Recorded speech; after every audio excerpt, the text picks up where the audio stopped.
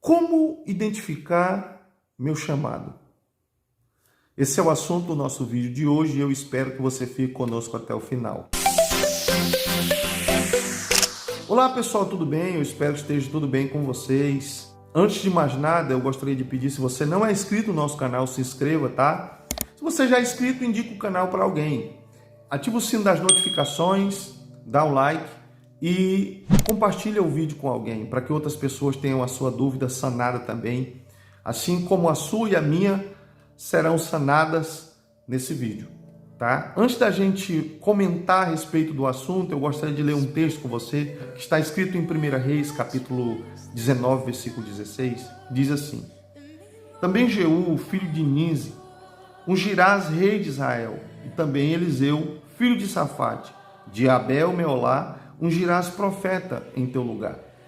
Nós vamos ver nesse texto o processo de discipulado entre Elias e Eliseu, desde o momento em que Eliseu é ungido, para a vocação que Deus estava lhe dando por intermédio do profeta Elias.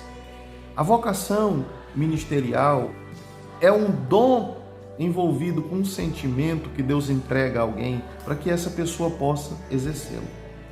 Se você for observar, todos aqueles que receberam um dom ministerial, eles sentiram satisfação, realização em cumpri-los. Nós temos exemplo dos discípulos que, quando foram chamados por Jesus, eles deixaram tudo e foram seguir a Jesus. Sempre você vê alguém renunciando a alguma coisa para que esse chamado seja cumprido. E como eu faço para identificar esse chamado? Entenda em primeiro lugar, o chamado é algo espiritual, então ele vai se desenvolver ou vai ser percebido de forma espiritual. Como é que eu sei que Deus tem um chamado para mim? Antes de Deus me dar qualquer coisa para fazer, Ele vai colocar um sentimento, um desejo por aquilo. Ele vai manifestar sinais daquela vocação na minha vida. Deus vai enviar pessoas ou vai falar com pessoas próximas a respeito daquilo. O que nós precisamos é ter muito cuidado, porque às vezes a gente tá naquele sentimento ali de viver algo em Deus e às vezes a gente se precipita. Deus colocou um sentimento dentro de você com relação à obra dele, com relação ao ministério, com relação àquilo que ele tem para a sua vida. Guarde isso com você. Guarde até que se cumpra. E aí você depois não vai precisar falar para ninguém, as pessoas vão ver. Mas em primeiro lugar, você deve guardar. Cuide daquilo, cative aquele sentimento. Tenha como sendo algo de Deus.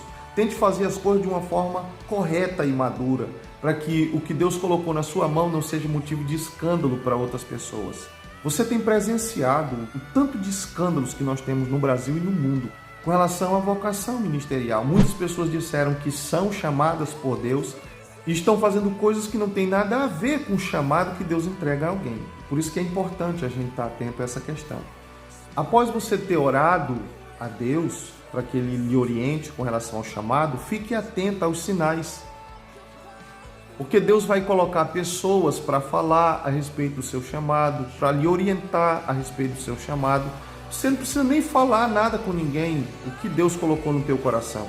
Simplesmente se entregue ao Espírito de Deus, porque as pessoas certas vão se aproximar, pessoas erradas também. Aí eu preciso ter o discernimento.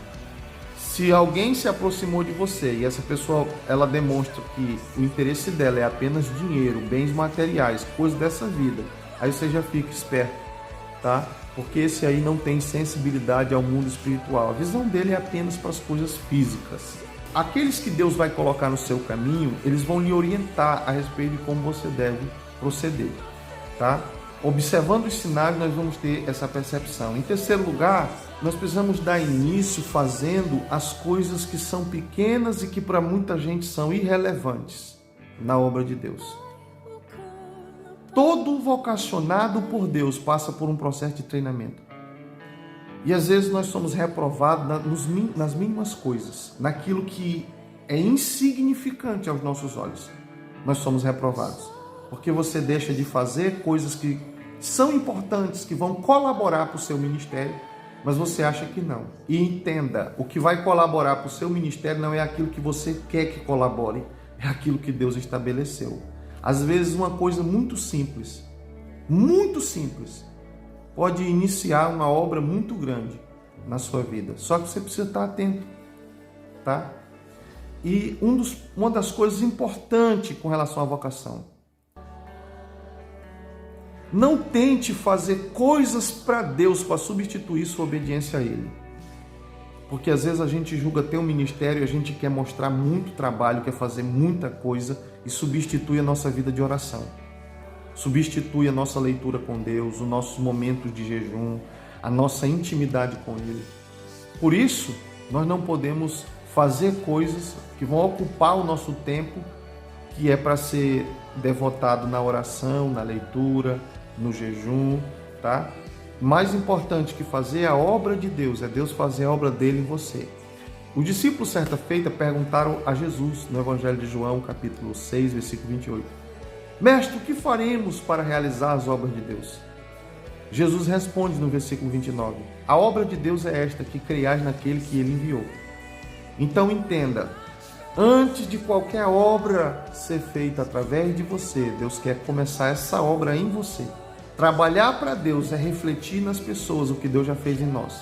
A obra de evangelização é testemunhar. Só testemunha quem presenciou.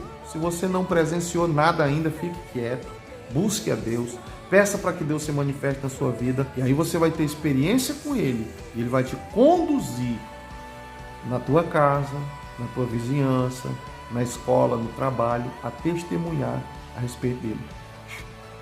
Tá? Às vezes a gente já quer começar por onde outras pessoas estão terminando. Deus vai te levar a fazer coisas que são simples demais. Não rejeite. Tudo que tiver relacionado a Deus, que vier à tua mão para fazer, faça com toda a tua força. Tá? Porque aí você vai mostrar que você tem voluntariedade para cumprir o que Deus te chamou para fazer. Eu espero que esse vídeo tenha lhe ajudado de alguma forma. E mais uma vez, se você não é inscrito, se inscreva, compartilhe o vídeo com alguém. Que Deus abençoe e até o próximo vídeo.